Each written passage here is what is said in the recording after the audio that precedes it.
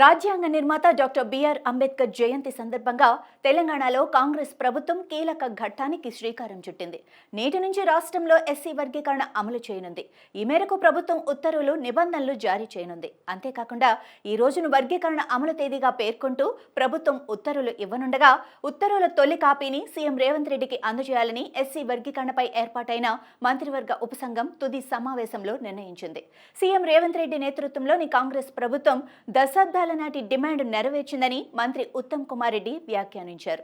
తెలంగాణలో 2026 జనాభా లెక్కలు అందుబాటులోకి వచ్చిన తర్వాత ఎస్సీ రిజర్వేషన్లు పెంచే విషయాన్ని పరిశీలిస్తామని చెప్పారు.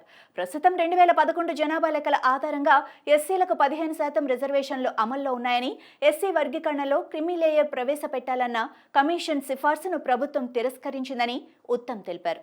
సుప్రీంకోర్టు తీర్పు తర్వాత ఎస్సీ వర్గీకరణ అమలు చేసిన తొలి రాష్ట్రంగా తెలంగాణ నిలుస్తుందని చెప్పుకొచ్చారు.